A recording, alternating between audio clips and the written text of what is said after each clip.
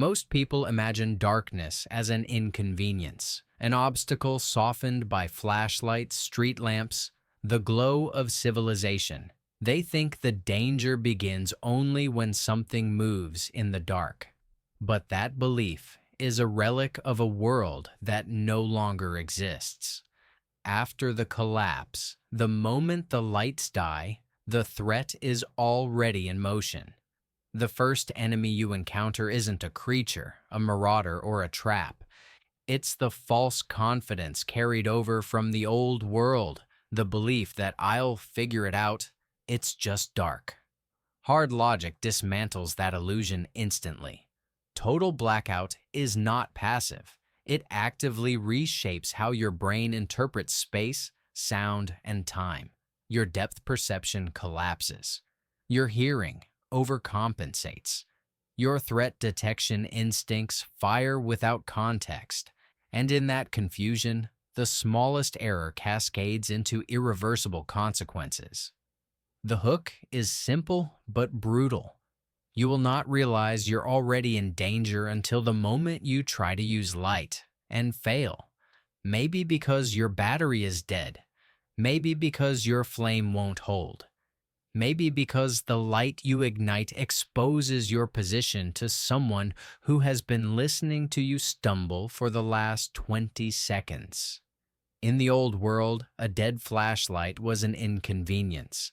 In the post-collapse world, it is a death sentence delivered in slow motion. This is why the collapse forces a new, uncompromising philosophy. Light is no longer a tool.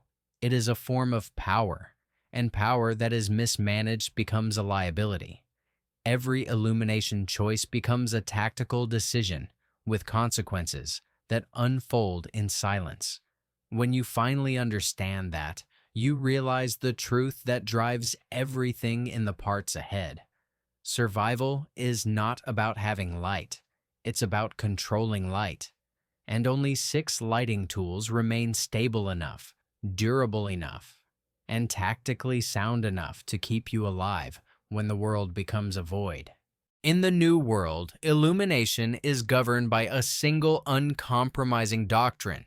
You never create more light than the situation demands, and you never reveal more than you control. Most survivors make the same fatal mistake in the first weeks after the collapse, believing that brighter means safer. That logic comes from the old world, where illumination had no cost and darkness had no intent. But in post-collapse conditions, every photon you release becomes information. Direction, distance, movement, rhythm, stress level. To predators, human or feral, that information is as valuable as blood on the ground. Hard logic enforces this rule with precision, stripping away guesswork and forcing you into photon discipline. Light must be narrow, intentional, and strictly rationed. A wide beam reveals your silhouette. A long burn reveals your position. A careless flicker announces your instability. You are not illuminating the environment. You are broadcasting your existence. This is why the philosophy shifts. Illumination is not about seeing. It's about shaping what sees you. Biology sharpens the threat. When deprived of light, the human brain overcompensates, amplifying fear responses, distorting distance, and misreading threat patterns.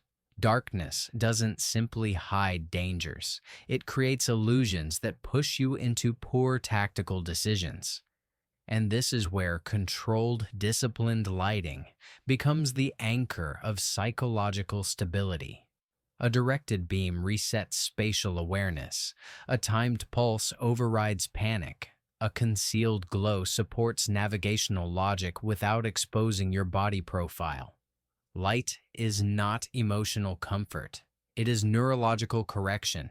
Operationally, the principle becomes absolute. Visibility must exist without exposure.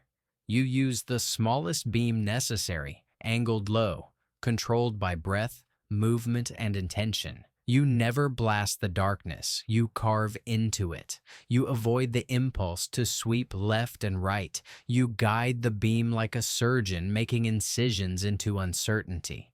Precision replaces brightness. Restraint replaces confidence.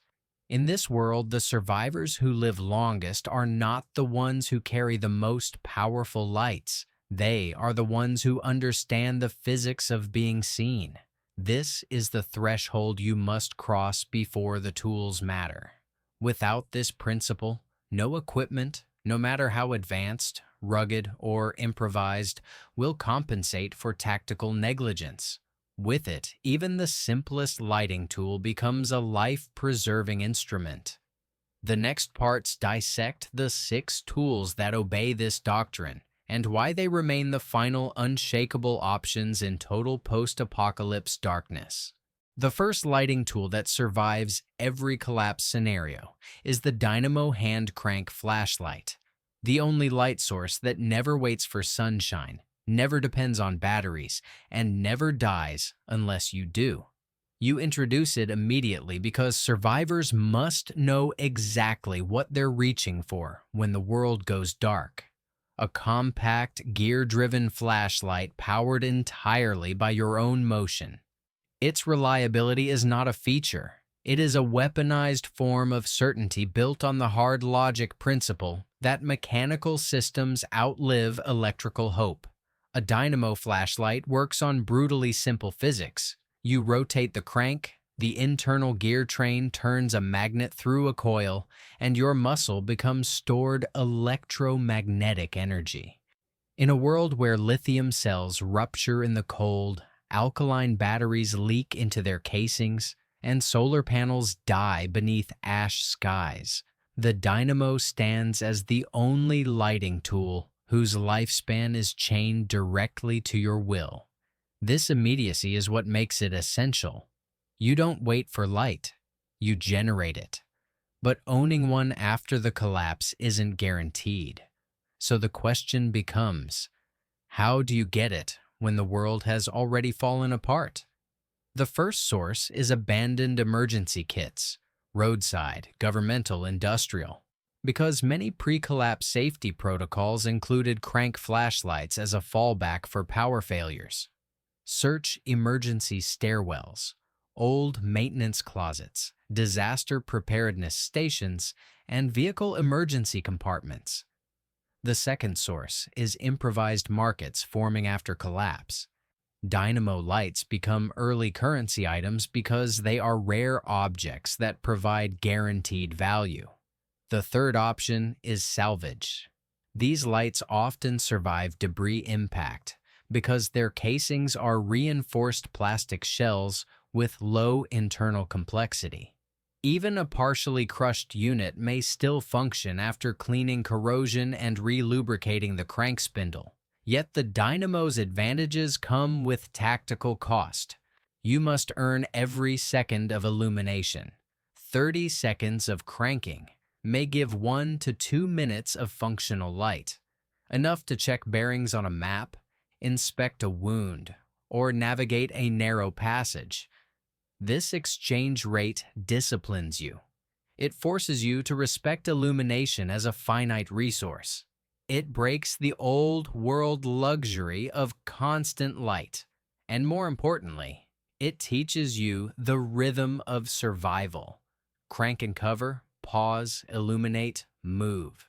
You create photon bursts, controlled, deliberate, strategic, not beams lingering long enough to betray your silhouette. The sound is your second enemy. Cranking is not silent. The ratcheting click echoes through metallic corridors, collapsed tunnels, and hollow structures. So you crank only when the environment can swallow the noise, during wind gusts, distant collapses, or the rumble of shifting debris. The dynamo teaches acoustic discipline in the same way it teaches photon discipline. You learn to listen before you light, and to predict what might be listening to you. But its greatest value lies in psychological stabilization. Under fear, uncertainty warps the mind. Darkness amplifies panic. The repetitive motion of the crank imposes mechanical rhythm, breath, turn, illuminate, and this becomes a neurological anchor. You're not just generating light, you're restoring control. You reclaim tempo in an environment built to strip tempo away. Hard logic recognizes this. Survival is mental before it becomes physical. And the final truth is the simplest. While every other lighting tool will eventually fail, batteries drained, fuel evaporated, solar cells cracked, the Dynamo flashlight endures because its core principle is immune to collapse. It needs no infrastructure. It needs no conditions. It only needs you. This is why the Dynamo hand crank flashlight is always the first tool and often the last one still working. The second lighting tool that survives the collapse is the long-burn chemical light stick, the cold glow tube that people once dismissed as disposable party gear, but in the aftermath of civilization, becomes one of the most strategically reliable illumination systems ever created. You state it immediately because clarity matters. It is the only light source that works even when the world becomes electrically dead, magnetically unstable, water-soaked, dust-choked, or structurally poisoned. It operates on chemistry, not infrastructure, and chemistry doesn't care that civilization fell. Most survivors underestimate glow sticks because they expect brightness, not survival logic. But brightness was a luxury of the old world. Hard logic shatters that mindset. In the post-collapse environment, the safest light is the one that refuses to reveal your position. A glow stick emits a soft, diffused, non-directional glow. It does not cast a beam that exposes your silhouette. It doesn't flicker in a pattern that tracks your movement. It bleeds light into the environment instead of carving through it. And that diffused glow is its greatest weapon. It lets you see without letting others see you. Understanding how it works gives you the respect it deserves. Chemiluminescence is brutally simple. When you bend the tube, the internal glass vial snaps. Two chemicals mix, and the reaction releases photons with zero heat. Zero heat means zero infrared signature, which is critical when hostile groups track thermal contrast or when predators rely on body heat silhouettes. Zero spark means no accidental ignition in methane pockets, industrial ruins, or dust-heavy chambers where one flame could collapse a building. Zero electronics means no EMP vulnerability, no corrosion failures, and no switching mechanisms that jam under moisture or rust. A glow stick works underwater, in acidic rain, inside contaminated structures, or after being thrown from height. Physics does not care about fear. Chemistry does not care about ruin. But knowing how to get them is just as important as knowing why they matter.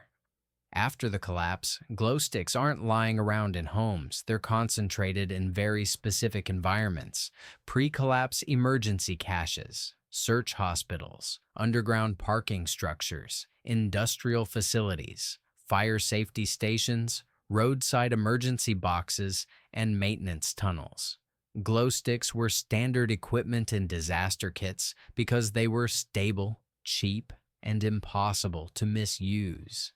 They also appear in military depots and abandoned security checkpoints, any place that once needed dependable low-signature light. Even old sporting goods stores, camping aisles, or maritime facilities stock them in bulk, airtight containers. Glow sticks stored in sealed packaging can last over a decade with only gradual degradation, which means even in late-stage collapse you can still find viable units. Their weakness is duration. Once activated, the clock begins. But that weakness becomes strategic when used properly. Glow sticks aren't for constant illumination. They're for marking, anchoring, stabilizing, and controlling the psychological environment.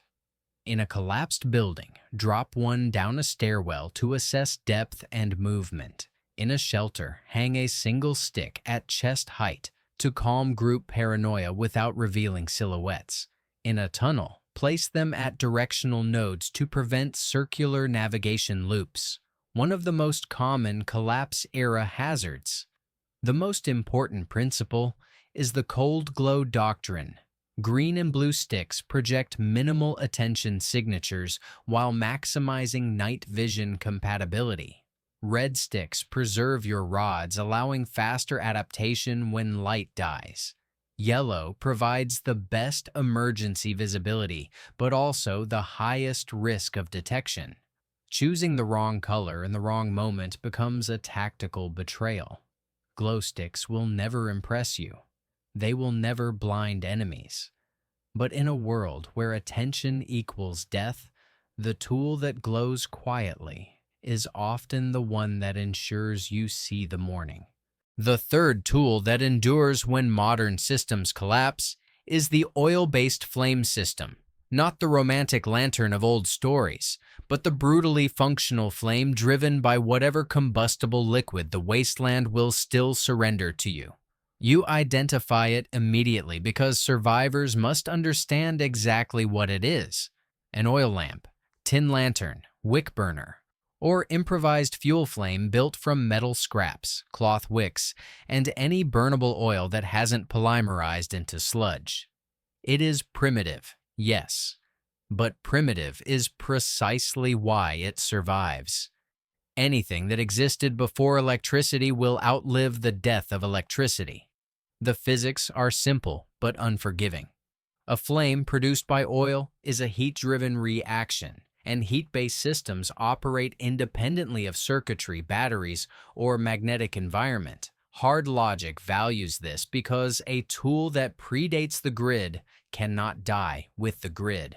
Oil burns in cold, burns in wind shelters, burns in abandoned basements, and burns after years of storage. If you understand how to manage it, the flame is not merely illumination. It is heat, morale, signaling, deterrence, and in some moments a psychological anchor against the suffocating darkness that compresses human judgment. Understanding the risks is the first layer of survival. Flame creates heat signatures visible to predators that hunt thermal contrast. Smoke reveals presence if you burn contaminated oil. Carbon monoxide accumulates in sealed rooms and kills silently. Hard logic does not romanticize flame. It treats it as a creature, powerful, useful, and instantly lethal if handled without discipline. An oil flame is predictable only in the hands of someone who respects fluid dynamics, wick physics, and airflow management. Increase the wick height, and you increase flame intensity, but also soot output and fuel consumption. Raise the airflow and you brighten the flame but risk flare-ups. This is not a casual tool, it is a controlled burn that requires active command. Yet the oil flame remains indispensable because you can always obtain it, even deep into late-stage collapse. Pre-collapse stockpiles are everywhere. Automotive oil, lamp oil, kerosene, diesel, cooking oil, machine lubricant, even rendered animal fat. They all burn if wicked correctly. You salvage oil lamps from abandoned rural homes, pre-electric shelters, marine vessels, old workshops, antique stores, off-grid cabins, and survivalist caches. And when none of these remain, you build your own. You take a metal can, pierce a hole, weave a cotton strip through as a wick, fill the base with oil, and regulate the flame height manually. This is why improvised oil lamps are among the first light sources rediscovered in every real-world collapse scenario. Because the ingredients are everywhere, and the knowledge to use them cannot be erased by EMP, shockwaves, or infrastructure death. Oil-based flame systems offer what electronic devices cannot: duration. A small ration of oil burns for hours. A larger reservoir burns through the night. The flame becomes a long-term anchor that outlasts every battery. But duration does not mean safety. Flame betrays you in open spaces. It telegraphs your presence across valleys. It blinds you in enclosed rooms by illuminating your silhouette against reflective surfaces. It seduces you into feeling secure even as it paints a bright target on your position. Hard logic warns, the same flame that protects you from the dark also reveals you to whatever lives in the dark. Yet the psychological benefit cannot be ignored. Humans evolved around fire. It regulates fear responses and stabilizes group cohesion in ways no cold artificial light can match. In shelters filled with uncertainty, a controlled oil flame becomes a center of gravity for morale. It reduces panic cycles, anchors attention, and restores a sense of chronological rhythm. Light means time is moving, not collapsing. Oil-based systems are not elegant, they are not safe, they are not modern. But when the world is reduced to ash, rust, and silence, the flame that burns slow and steady becomes a declaration. You are still here. The fourth tool that endures the collapse is the tactical beam control headlamp, the only modern light source that still earns its place in a world without guarantees. You must state it immediately because precision matters. This is not a camping headlamp, not a cheap plastic torch. It is a hardened, directional, beam-adjustable illumination device designed to free your hands, sharpen your awareness, and give you control of your environment while you move. In post-collapse darkness, being able to use both hands is not convenience. It is survival math. Climbing, lifting, defending, mapping, navigating rubble, all demand mobility that a handheld light cannot provide. But the real value of a tactical headlamp lies in the principle it honors. Light must follow intention, not emotion. Hard logic states that illumination must be controlled, directional, and surgically applied because reckless beams reveal position and movement patterns to hostile observers. A headlamp obeys this rule through beam control.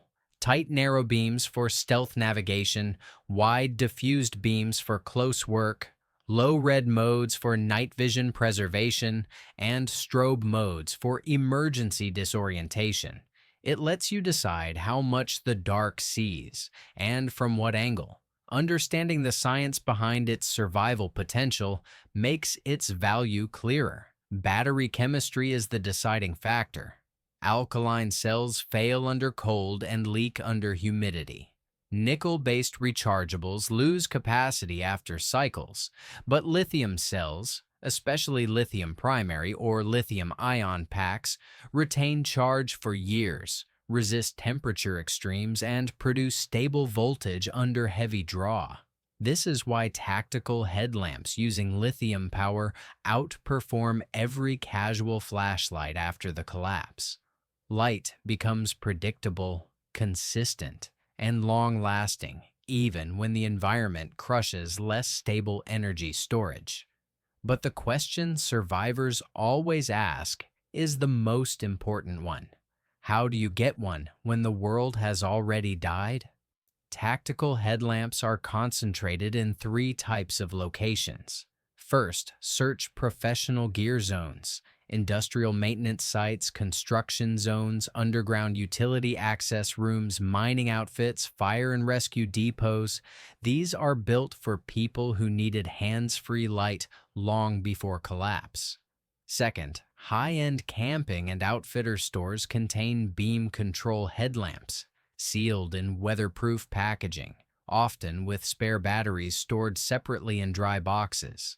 Third, search abandoned security forces, ranger stations, and paramilitary depots.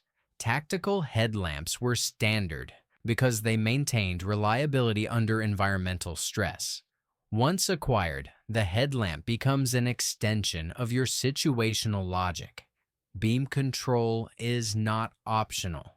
It is the essence of survival. A narrow beam minimizes exposure by limiting lateral spill. Aim it downward rather than outward. lighting your steps but hiding your eyes. A lower angle conceals your approach while still revealing hazards. Red mode becomes critical in ambush zones because it preserves rod sensitivity in the retina, allowing faster transitions back into darkness without temporary blindness. This tool also sharpens psychological stability. In collapse environments, uncertainty destroys decision-making. A headlamp stabilizes cognitive performance because it eliminates the micro-delays caused by fumbling with handheld light sources. Your reaction time tightens. Your awareness expands. And because the beam tracks your gaze, it reconstructs your sense of control in a world that tries to strip it away. The greatest advantage, though, comes from movement freedom. With a headlamp, you climb rubble without misjudging footholds. You search collapsed rooms with both hands ready. You can defend yourself while still illuminating the threat. And in environments where every second matters, the ability to move without juggling a light becomes the difference between clearing a hazard and triggering it. A tactical beam control headlamp is not the brightest tool. It is not the longest lasting, but it is the only one that moves at the speed of your decisions. And in the ruins of the world, speed is life. The fifth lighting tool that remains valuable long after the world's systems die is the solar rechargeable micro-lantern, a compact, low-draw, high-efficiency diffusion light designed not for travel, but for holding ground. You identify it up front because survivors often misunderstand its role. This is not a searchlight, not a tactical beam, not a directional marker. It is a zone stabilizer, a lantern that turns a hostile, disorienting shelter into a controlled environment where decisions can be made without panic and where a group can remain cohesive instead of fracturing into fear. Its survival logic rests on a single principle. Every shelter needs a center of gravity. Hard logic teaches that chaos amplifies in darkness, especially in groups.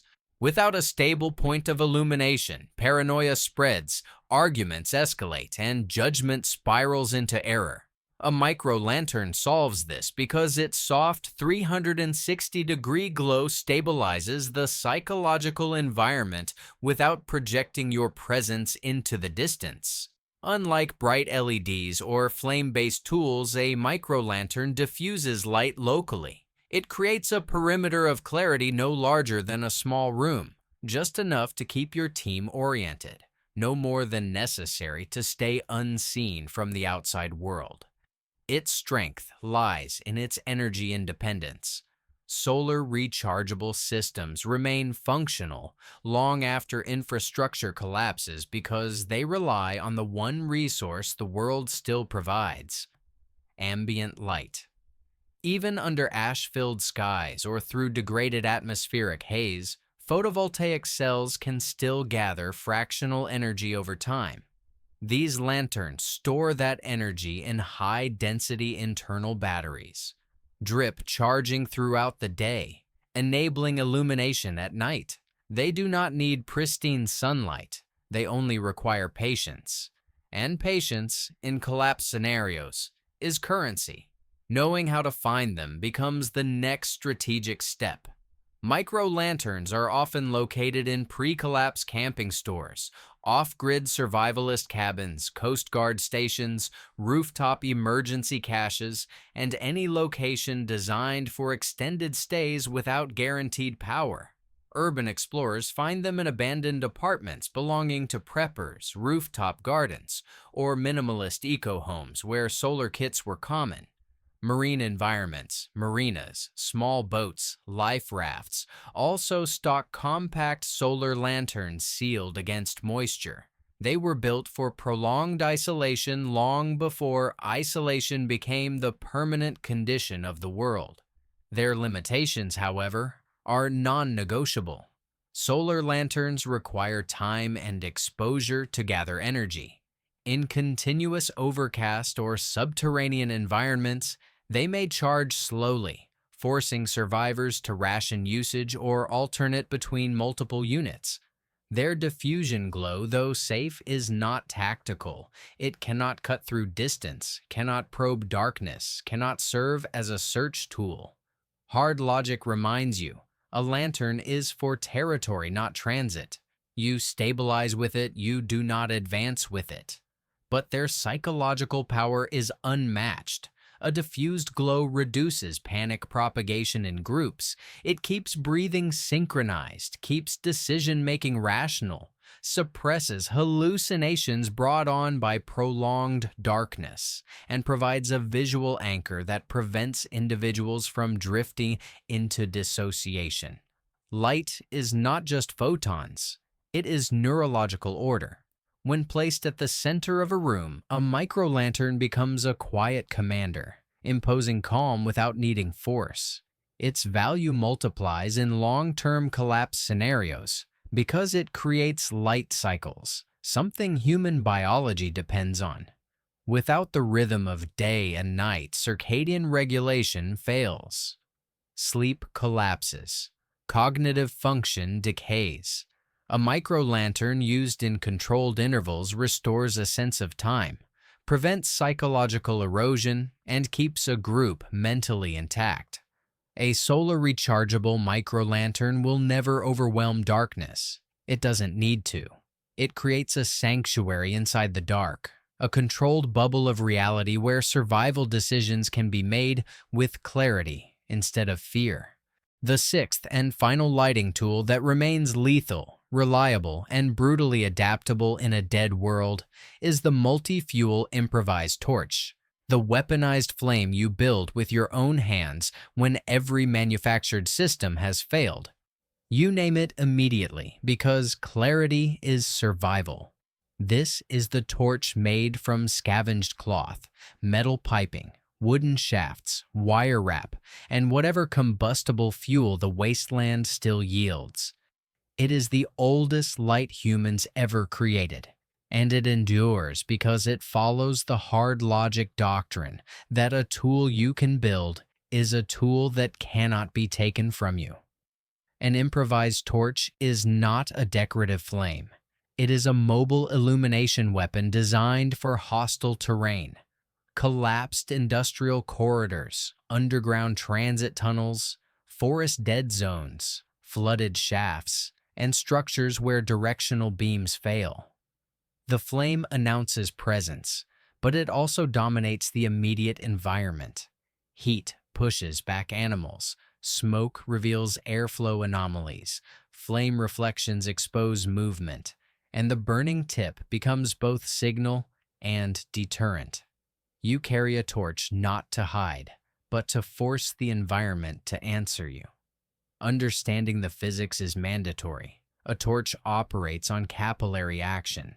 The wick absorbs fuel, the flame consumes it, and the burn rate is determined by wick density, fuel volatility, and airflow. Fast-burning fuels like gasoline produce flare-ups and blowouts, dangerous, unstable, deadly in confined spaces. Thick oils, motor oil, plant oil, animal fat, produce slower flames but heavy soot. Kerosene or mixed oils strike the best balance between brightness, stability, and burn duration. Hard logic recognizes this. Control the fuel, control the burn, control the burn, control the risk. The critical advantage of the multi-fuel torch is availability. You can build it anywhere.